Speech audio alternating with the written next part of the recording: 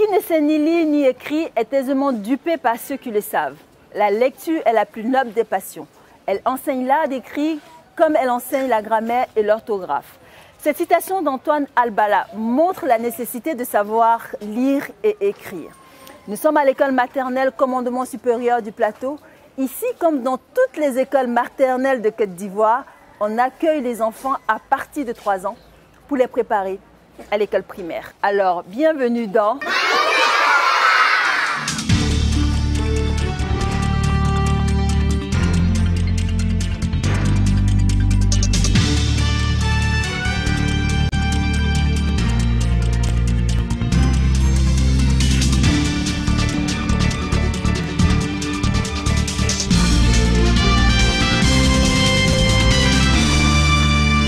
Bonjour et bienvenue dans ce numéro de votre émission dédiée à la vie de l'école ivoirienne, aux hommes et aux femmes qui bâtissent l'école du futur en Côte d'Ivoire. Nous sommes à l'école maternelle Commandement supérieur située au Plateau. Au sommaire de cette émission, les écoles maternelles en ville et dans les villages. L'UNICEF apporte son appui à la prise en charge des enfants avant le CP1. Nous avons rencontré les enfants de la région de Bouna. Un nouveau manuel au cours préparatoire. Pourquoi faire? Vous serez tous sur le nouveau livre et la nouvelle méthode d'apprentissage de la lecture. Les écoles maternelles étaient depuis longtemps réservées à une certaine élite. Aujourd'hui, nous assistons à la généralisation de ces écoles dans nos villes et nos villages. Impulsées par la Caritas dans la région de Bouna, dans le nord du pays, ces écoles bénéficient de l'appui de l'UNICEF. Nous sommes allés voir sur place comment elles fonctionnent. Une journée de classe avec les tout-petits. L'école maternelle ou l'école de la petite enfance regroupe sur un même lieu de formation les enfants de 3, 4 et 5 ans. Cette école est très connue et très sollicitée dans le milieu urbain. Les parents n'hésitent pas à y inscrire leurs enfants. Le matin, nous venons un peu tôt pour accueillir les enfants. Chaque enfant vient accompagné de son parent. Après le goûter, nous allons à notre aire de jeu. Tous les enfants vont s'amuser. Et après, on revient en classe pour les cours. Le matin, pour ceux qui habitent loin, il y a un car de transport. Ou bien, il y en a qui les accompagnent eux-mêmes et puis ils viennent récupérer le soir, puisqu'il y a une cantine pour s'occuper des enfants à midi. Depuis 2011, avec l'avènement des écoles du programme présidentiel d'urgence, PPU, assorti d'une école maternelle, l'on assiste à une floraison de ces écoles, prenant ainsi en compte l'éducation de base de la petite enfance. À Cypriteon, village situé à 20 km de Bouna, il existe une école maternelle, fruit de l'initiative de la Caritas de la mission catholique de Bouna, appuyée par l'UNICEF. On a constaté au niveau de Bouna ici que 67% des femmes sont analphabètes. À partir des hommes aussi, il y a 53 à 54% d'hommes qui sont analphabètes. Comme il s'agit encore d'éradiquer l'analphabétisme au niveau de Bouna, on a eu l'idée de rassembler ces enfants, les enfants de 3, 4 à 5 ans, pour les apprendre le B.A.B.A, pour que cela aille à l'école. Puisque à partir de 5-6 ans, les enfants sont initiés aux travaux de la maman ou même les garçons vont au champ pour la surveillance des perdrix. À partir de cette idée, on a pris contact avec l'UNICEF, avec qui on a déjà fait 10 écoles en 2012 dans les villages où on a encadré près de 800 enfants au niveau des préscolaires.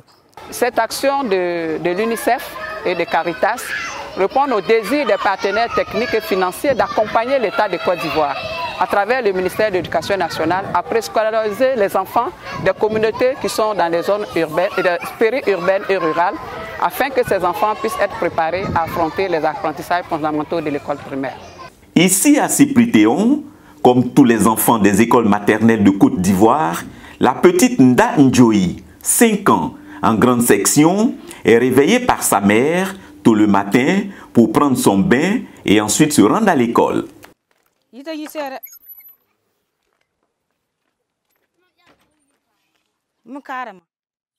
Tu vas à l'école, ma fille. Il faut bien travailler. Moi, je vais au champ. Si tu reviens à midi, ton repas est dans la cuisine. Évite de faire des histoires à tes camarades. Pas besoin d'accompagner la petite Ndjoyi. Son école n'est pas loin de son domicile. Elle va retrouver ses amis de classe et ce sera une belle journée de travail. Aya Kole!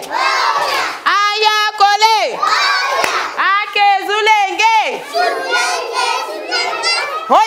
Les enfants de l'école maternelle de Cyprien sont bien mis, bien habillés et bien coiffés. En eux, tous les comportements se dévoilent. Les attentifs, les moins attentifs, les rêveurs, les taquins, les timides, les distraits et autres. Dans tous les cas, ils ont tous rendez-vous avec la maîtresse.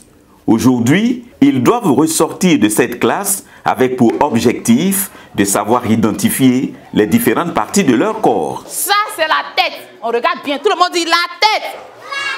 Tout le monde, les yeux. Chacun monte ses yeux. Eva, monte tes yeux. Chacun monte ses yeux. Les voix, où sont tes yeux? On fait comme ça. Les yeux. Fort, les yeux. Njoy et ses camarades ont beaucoup appris ce matin. Ils peuvent prendre leur goûter de la mi-journée. Rien n'est prévu individuellement pour ces enfants. Mais dehors, à l'heure précise, robe des femmes, cuvette de bouillie de mille en main.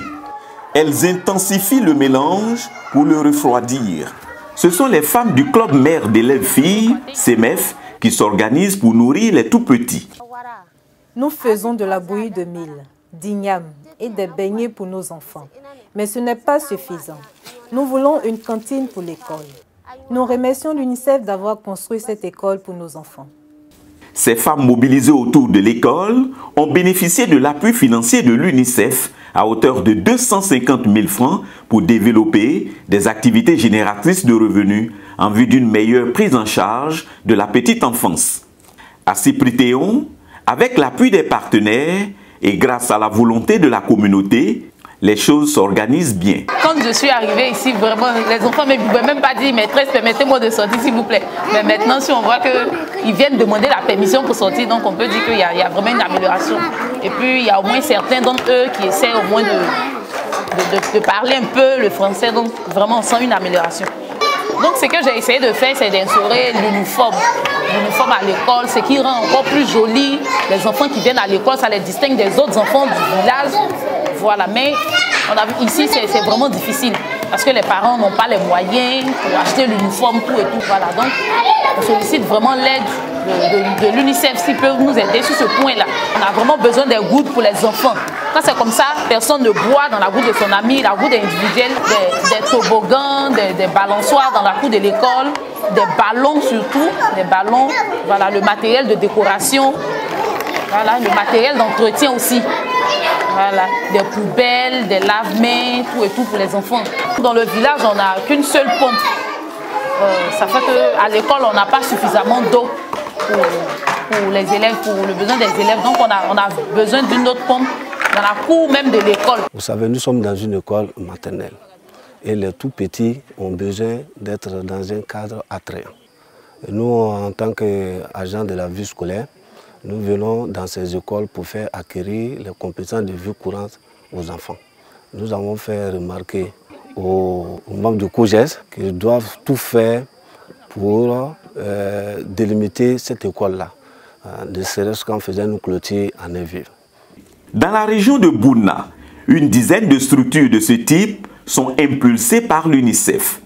Le ministère de l'Éducation nationale, en acceptant d'affecter des agents de l'État dans ces écoles du préscolaire, entend s'approprier ces édifices en apportant l'encadrement nécessaire et c'est crucial. 99% des enfants, garçons et filles, pris en charge dès le préscolaire et ceux, quelle que soit la formule existante, seront effectivement scolarisés à 6 ans. Nous en sommes très heureux parce qu'aujourd'hui, il s'agit de prendre en compte l'éducation des enfants à un âge beaucoup plus bas. L'UNICEF qui nous accompagne dans ce projet, c'est une initiative, n'est-ce pas, très louable. Je pense qu'il faut encourager parce que cela entre effectivement dans le cadre de l'école obligatoire initiée par le gouvernement lui-même. Il faut dire que quand un enfant est préscolarisé, il est difficile pour ses parents d'arrêter sa scolarité. Par conséquent, quand ces enfants commencent déjà le préscolaire là, dans ces établissements, ils continuent leur école et vous savez que le préscolaire a un impact positif sur la réussite scolaire des enfants. Donc nous pensons que c'est vraiment des centres qui contribuent énormément à la politique de scolarisation obligatoire prônée par le chef de l'État. La gratuité n'a pas encore touché le préscolaire au niveau national. Ça, il faut l'avouer, c'est ce que nous souhaitons pour nos enfants.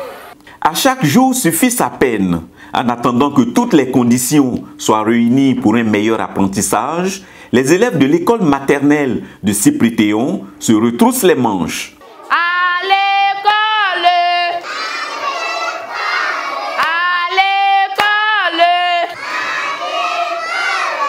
on travaille. Quand il est midi et que l'heure a sonné, chacun regagne sa maison pour chercher de quoi se nourrir parce qu'il n'y a pas de cantine à l'école maternelle de Cypriteon. Nous avons lancé effectivement un appel aux parents, mais au-delà des parents, nous lançons un appel à l'ensemble, n'est-ce pas, des cadres de la région pour appuyer ces écoles, non seulement ici, mais ailleurs. Parce que ces enfants qui viennent, effectivement, les parents sont paysans, ils vont au champ. Donc entre midi et 2, les enfants ont vraiment besoin d'être nourris. C'est vrai que notre ministère n'a pas encore autorisé les cantines dans les écoles préscolaires. Mais je crois qu'on doit aller vers cela si on veut maintenir effectivement ces enfants-là dans ces structures-là.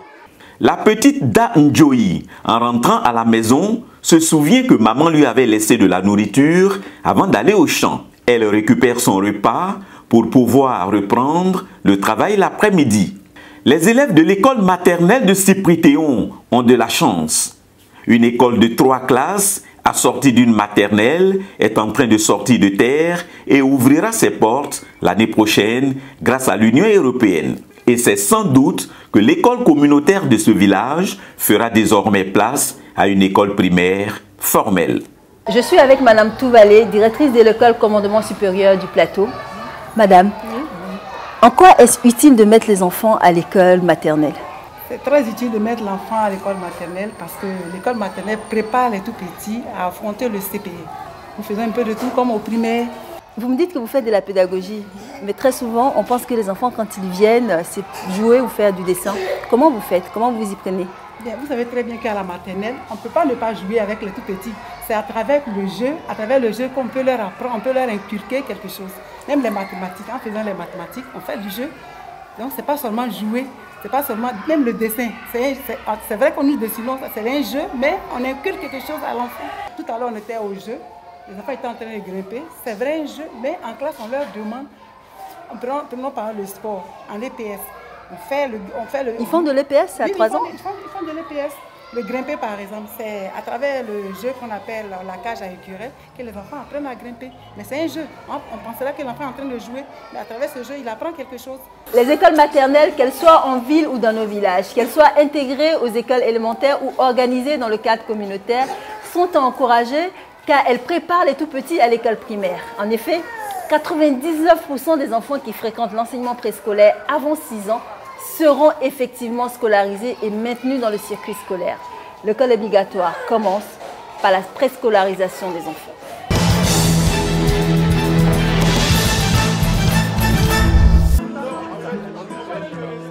La traditionnelle cérémonie de présentation de vœux à Madame la ministre de l'Éducation nationale a vu la participation des acteurs, gestionnaires et partenaires du système éducatif.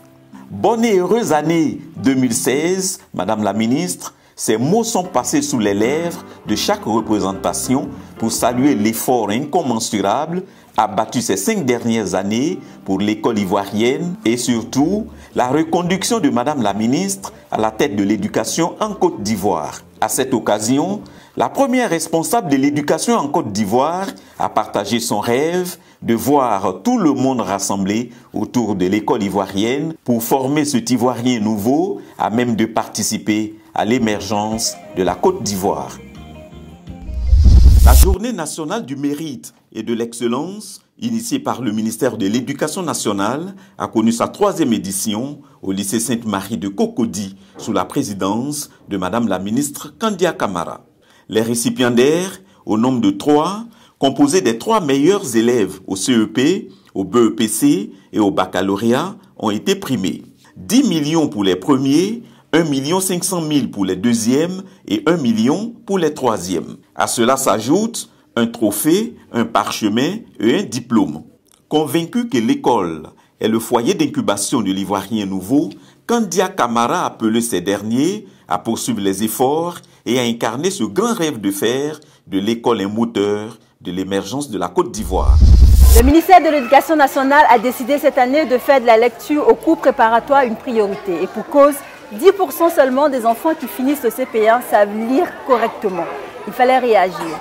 D'où l'introduction d'un nouveau manuel au CP1 et d'une nouvelle méthode d'apprentissage de la lecture. La méthode dite syllabique, c'est son nom. Quels sont ses avantages? Maman, tu la vipère. Le bébé s'amuse avec la bête. La lune éclaire le village. Ona, tu as bien lu dans ton livre comme ça. Viens lire au tableau pour nous. Tiens, lis fort.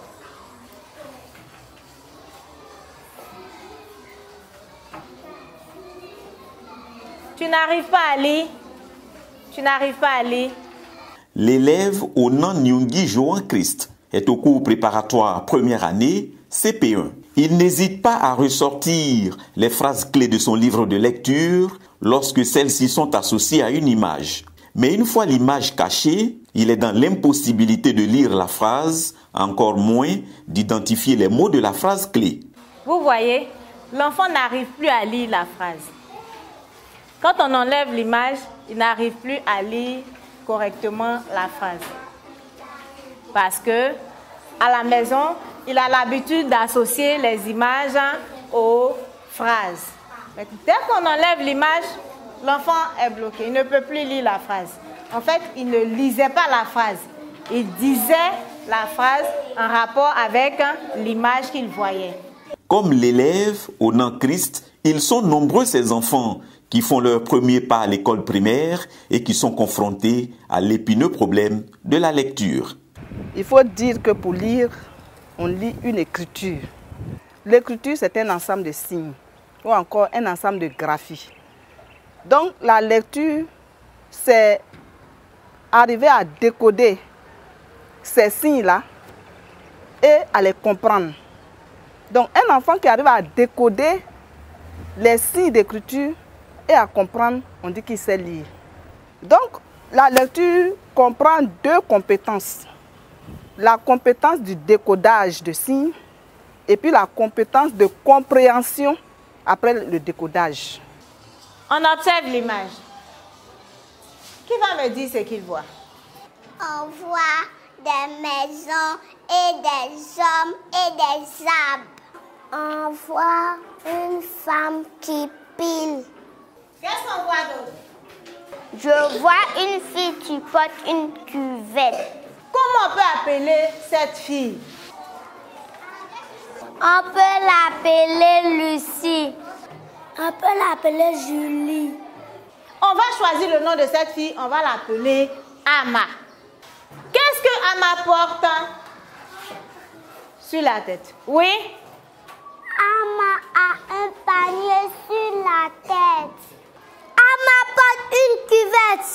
Ama porte une cuvette. Ensemble? Ama porte une cuvette. Bien. Quel est le premier mot qu'on entend quand on dit Ama porte une cuvette? Oui, Sentinelle? Ama. Très bien. Ama. Quel est le deuxième mot? Oui, Yao? Porte. Porte.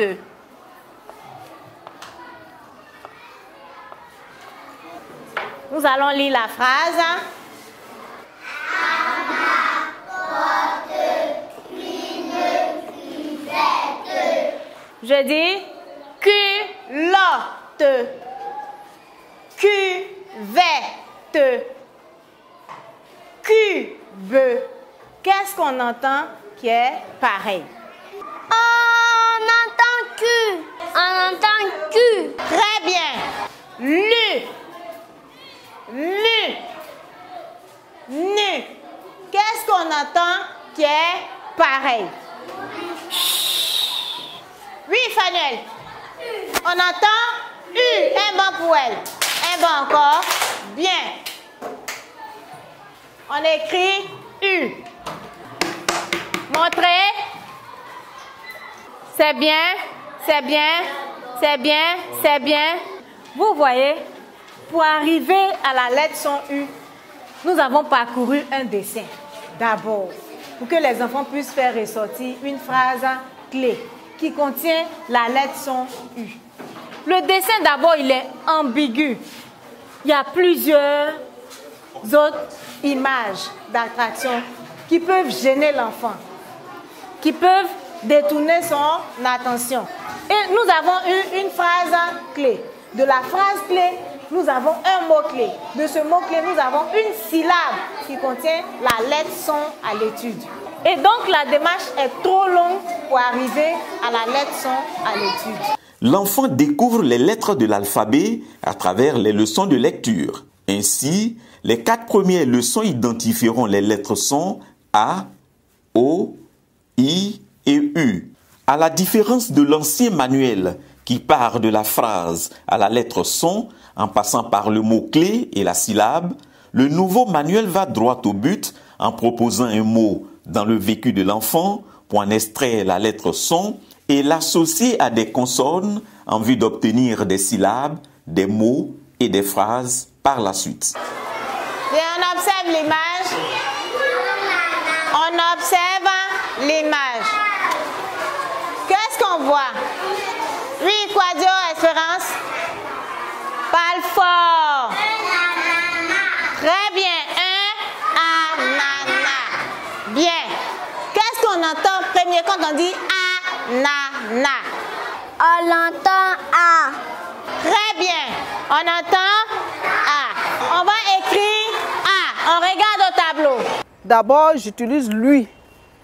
Je vais faire une discrimination auditive pour voir est-ce que quand je dis A, l'enfant entend. L'enfant peut faire la différence entre A et puis une autre lettre son. Quand je finis cette discrimination auditive, je passe à une discrimination visuelle où j'écris des mots et puis je demande à l'enfant d'identifier la lettre son. Quand cela est fait, je suis convaincue que l'enfant vraiment a acquis, connaît ce qu'on appelle cette lettre son, ce qu'on appelle A. Alors je fais écrire la lettre. Parce que quand tu écris, tu retiens. Et quand l'enfant a retenu maintenant, on passe aux syllabes. Et puis après les syllabes, on demande à l'enfant de former des mots ou encore on lui demande de trouver des mots avec les syllabes qu'on a formées. Donc c'est progressif et puis c'est méthodique. Dans le nouveau livre, on part d'une image isolée non surchargée pour sortir la lettre son. Ce manuel-là utilise la méthode syllabique. La méthode syllabique qui part du mot à la lettre son. Donc cela nous fait gagner du temps. Cela va droit au but. Deuxièmement, dans ce manuel, toutes les lettres sont soit au début du mot que nous avons choisi, soit à la fin du mot que nous avons choisi pour faire acquérir la notion de cette lettre son. La troisième chose, c'est que ce manuel-là, l'apprentissage est progressif. Donc, on évalue ce que l'enfant a appris. La quatrième chose est que la lecture et l'écriture vont ensemble. Cinquièmement, ce manuel est très aéré. Il est agréable, les images sont belles, il n'est pas surchargé et il est simple à l'utilisation. Loin de vouloir faire mémoriser des tests aux enfants, il s'agit de leur donner les rudiments nécessaires afin d'utiliser leurs acquis pour décoder les mots et en comprendre le sens. Alta, alta, alta.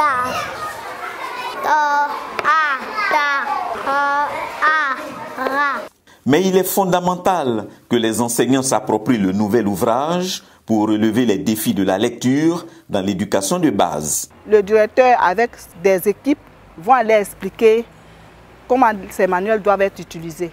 Mais en plus de cela, il faut dire qu'il y a une sous-direction de la formation continue qui fait du renforcement de capacités. Cette formation est la bienvenue à ma connaissance, étant donné que nos enfants ont de nombreuses difficultés en lecture et en écriture, et sachant que la lecture est la clé de voûte de toute connaissance, ce nouveau manuel vient en appui pour renforcer les lacunes de nos enfants.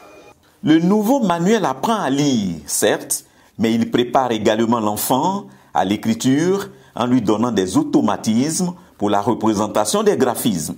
Lecture et écriture sont indissociables. Dans le temps, avec l'école pour tous, il y avait un manuel de préapprentissage. Et ce préapprentissage permet à l'enfant de savoir tenir les crayons, de savoir tracer, de savoir faire des signes, de savoir faire des graphies. Donc ça rend souple le poignet et ça permet à l'enfant d'écrire à l'aise.